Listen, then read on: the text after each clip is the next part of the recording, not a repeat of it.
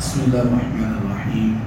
الحمد لله رب العالمين والعاقبة للمتقين والصلاة والسلام على أشرف الأنبياء والمرسلين ومن تبعهم بإحسان وإيمان إلى يوم الدين، وبعد.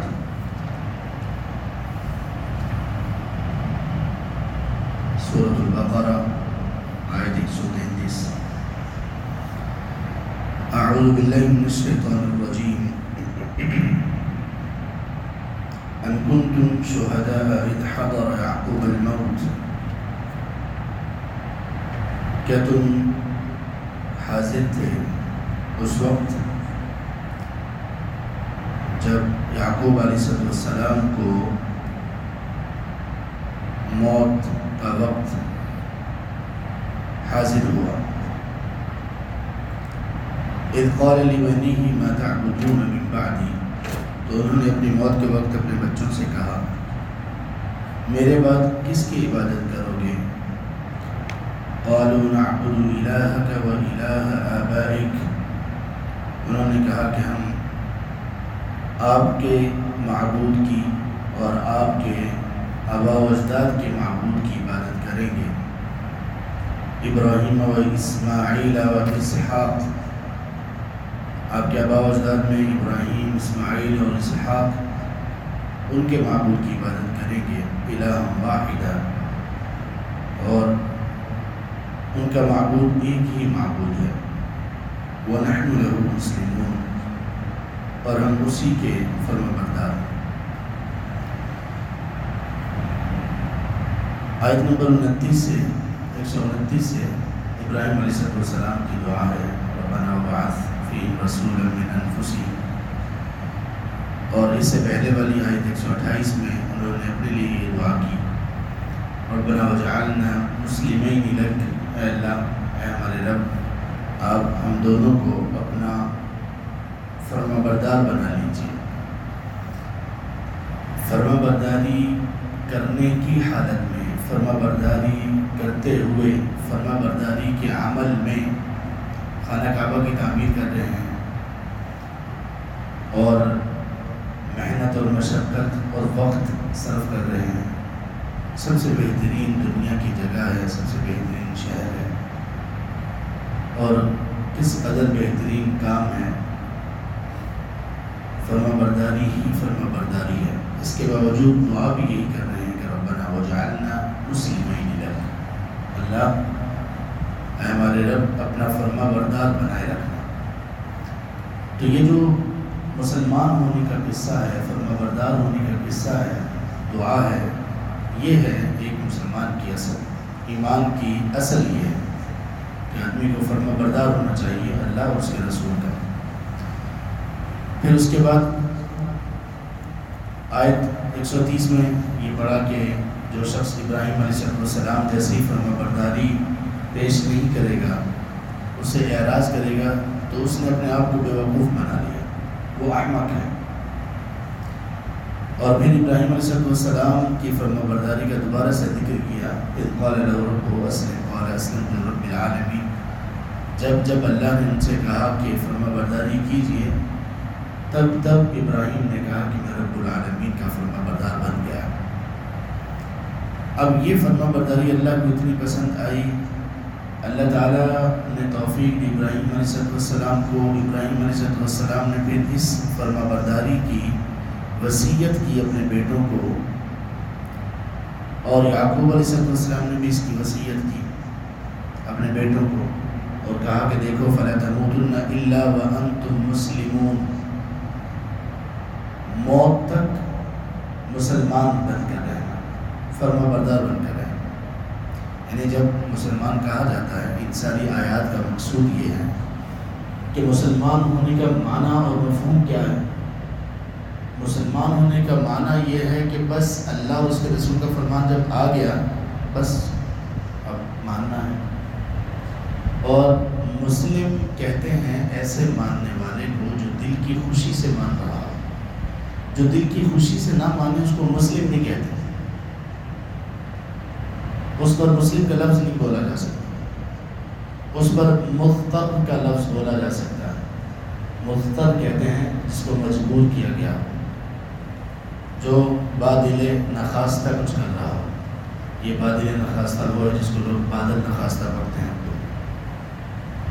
تو جو دل نہ چاہ رہا ہو کر رہا ہو اس کو مسلم نہیں کہتے. تو ابراہیم علیہ السلام نے دعا بھی یہ کی، اپنے بچوں کو بھی یہ وصیت کی، اسماعیل اور اسحاق کو، آگے ان کے بیٹے یعقوب اسحاق علیہ السلام کی، یعقوب نے اپنے بیٹوں کو یوسف علیہ السلام اور ان کے بھائیوں کو یہی وصیت کی کہ دیکھو فرما برداری کرنا، مسلمان بننا، مسلمان بننا. اس لیے یہ بڑی بہترین نصیحت ہے، بلکہ انبیاء والی نصیحت ہے کہ کسی کو کوئی باپ اپنے بچوں کو وصیت کرے کہ بچوں مسلمان بن کے رہنا. فلا تموتن الا وانتم مسلمون. یعقوب علیہ السلام اور ابراہیم علیہ السلام نے کیا کہا اپنے بچوں سے؟ بچوں دیکھو موت تک مسلمان رہنا، مسلمان بن کے رہنا، مطیع فرمانبردار رہنا. اور ابھی جو آیت پڑھی اس میں اللہ تعالیٰ نے کہا کہ دیکھو یہ جو فرمانبرداری کی وصیت تھی، نہ صرف یہ کہ زندگی میں کرتے رہے گی انبیاء، بلکہ یعقوب علیہ السلام کو موت کا وقت حاضر ہے، اور اس وقت میں ان کو کس چیز کی فکر ہے؟ اول تو یہ کہ اس وقت میں بندہ اس کو کیا ہوش، بیچارے کمزور آدمی ہے، ذرا سی بندے پر تکلیف آ جائے تو کیا بن جاتی ہے بندے کو. یہ چند دن پہلے ہمارے ایک بھائی ہیں، ان کو بخار ہوا ڈینگی، تو انہوں نے مجھے فون کیا، اور اچھے ماشاءاللہ بھائی ہیں، مضبوط ہیں، ہمت والے ہیں. فون کیا اور رو رہے تھے تقریباً، کہہ رہے تھے کہ شیخ صاحب آپ تشریف لائیں اور کوئی دم جو بھی ہے کر دیں، مجھے میری حالت بڑی خراب. پھر میں ان کے پاس گیا تب ان کو کچھ افاقہ تھا، کہنے لگے میری ایسی حالت کبھی نہیں، زندگی میں کبھی نہیں.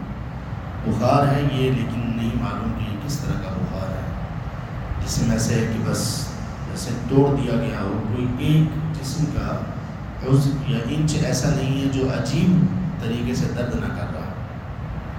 اللہ ان کو شفا دے مکمل، اور اللہ ہمارے سب مسلمان بھائیوں اور بہنوں کو شفا کامل عاجل عطا فرمائے. تو بندہ تکلیف میں اس کو کیا یاد رہتا ہے، اور موت کی تکلیف، جان نکلنے کی تکلیف کتنی شدت کی ہے.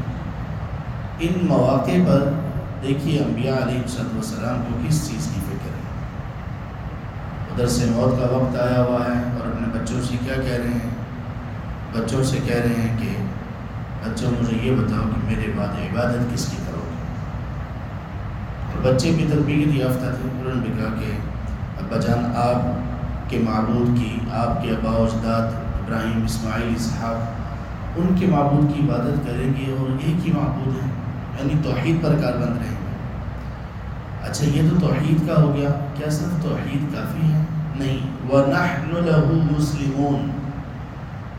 صرف توحید کا اعتقاد نہیں رکھیں گے، بلکہ ان کے بچوں نے کہا، یعقوب علیہ السلام کی اولاد نے، ابا جان ہم اس اکیلے معبود کی فرمانبرداری بھی کرنے والے ہوں گے، مسلمان بن کر رہیں گے.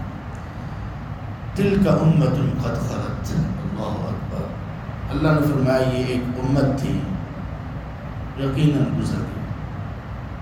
اب دیکھیں بنی اسرائیل، ان کی شان و شوکت، ان کا عروج، ان کی بلندی، ان کا علاقوں کو فتح کرنا، اتنے بڑے دشمن کو شکست ہو جانا، فرعون، کیا ایک پورا دور تھا عروج کا. لیکن آخر میں بات کہاں پہنچی؟ تلک امت قد خلت. ایک امت گزر گئی. بندے کی بس یہی حیثیت اور اوقات ہے. ہم سے پہلے جتنے لوگ آئے، ہم سے پہلے گزرے ہوئے، ان سب لوگوں کی ایک زندگی تھی، ایک داستان تھی، ایک مصروفیت تھی. لوگ ان کو جانتے تھے، وہ لوگوں کو جانتے تھے. ہم میں سے ہر شخص یہ سمجھتا ہے کہ میں بڑی بھرپور زندگی گزار رہا ہوں. وہ ہم سے پتہ نہیں کتنی زیادہ بھرپور زندگی گزار رہے تھے. اب جب جا چکے ہیں تو کیا تذکرہ ان کا؟ قد خلت امت، تلک امت قد خلت. بس کچھ لوگ تو گزر گئے، کوئی تذکرہ ہی نہیں ہے. اللہ نے ان کا تذکرہ کیسے کیا؟ تلک امت قد خلت. اچھے لوگ تھے وہ بھی گزر گئے، برے لوگ تھے وہ بھی گزر گئے. یہ ایک امت تھی قد خلت، گزر گئی. ہم سب کے اوپر یہ وقت آنے والا ہے، ہمارے بارے میں یہ کہا جائے گا لوگ تھے گزر گئے، لوگ تھے گزر گئے، فلاں تھا فوت ہو گیا، فلاں کا بیٹا فلاں کا باپ تھا چلا گیا دنیا سے. قد خلت. ہماری حقیقت یہی ہے کہ ہم نہیں تھے اس دنیا میں، ہم نہیں ہوں گے. ہونے کا وقت بڑا مخصوص اور محدود سا، چند سال، گنتی کے چند سال، 60 70 80 سال، 90 100 سال، بس. تلک امۃ قد خلت. اب آگے کیا ہوگا؟ لہا ما کسبت ولکم ما کسبتم. پہچان کس چیز سے ہوگی؟ اسٹیٹس کہاں سے بنے گا؟ اونچ نیچ کہاں سے آئے گی اللہ کے یہاں؟ لہا ما کسبت. یہ جو امت گزر گئی اس کے لیے وہ تھا جو اس نے کمایا. وَلَكُمْ مَا كَسَبْتُمْ. اور تم جو زندہ ہو، جو یہ آیات پڑھ رہے ہو، سن رہے ہو، تمہارے لیے کل وہی ہوگا جو آج تم کما رہے ہو. بس یہ اعمال ہیں تمہارے جو تمہارے کام آئیں گے، تمہیں بلندی دیں گے اللہ کے حکم سے، یا تمہیں لے ڈوبیں گے. اللہ پر رحم فرمائے. وَلَا تُسْأَلُونَ عَمَّا كَانُوا يَعْمَلُونَ. اور یاد رکھو کہ تم سے اس چیز کے متعلق نہیں پوچھا جائے گا جو وہ کرتے تھے. ان کے گناہوں کے متعلق تم سے سوال نہیں ہوگا. ان کی جو برائیاں تھیں ان کے متعلق تم سے نہیں پوچھا جائے گا. تم سے تمہارے اعمال کے متعلق پوچھا جائے گا. کبھی ایسا ہوتا ہے نا، کچھ لوگ کہتے ہیں کسی سے کہا جائے یہ نہ کیجیے، یہ کام جائز نہیں ہے، درست نہیں ہے، وہ کہتا ہے ساری دنیا کر رہی ہے. اللہ اکبر. ساری دنیا اگر اللہ کی نافرمانی پر جمع ہو جائے، کیا تم بھی نافرمان ہو جاؤ؟ تلک امۃ قد خلت. لوگ تھے گزر گئے.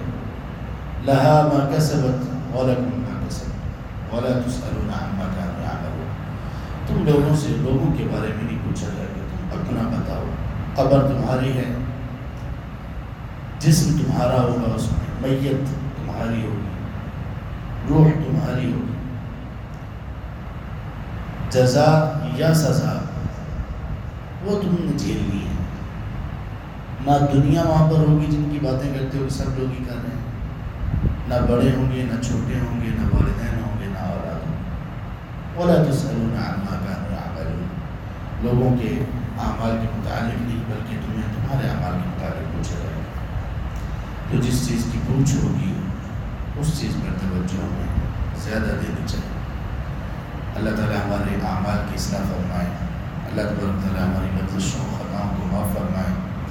جو لوگ دنیا سے جا چکے ہیں، جو اللہ کی توحید کا اقرار کرنے والے اور رسول اللہ صلی اللہ علیہ وسلم کی اطاعت اور فرمانبرداری کی زندگی گزارنے والے تھے، اللہ سب کی مغفرت فرمائے. اور اللہ ان کی کمی، کوتاہی، غلطی، خطا اس سے درگزر فرمائے. اور اللہ تبارک تعالیٰ ہمیں بھی اسلام کے مطابق زندگی گزارنے کی توفیق دیں، اور یہ اسلام کی حالت موت تک اسی طرح بہتر سے بہترین حالت میں اللہ ہم پر قائم رکھیں. آمین یا رب العالمین. سبحانک اللہم و بحمدک، اشہد ان لا الہ الا انت، استغفرک.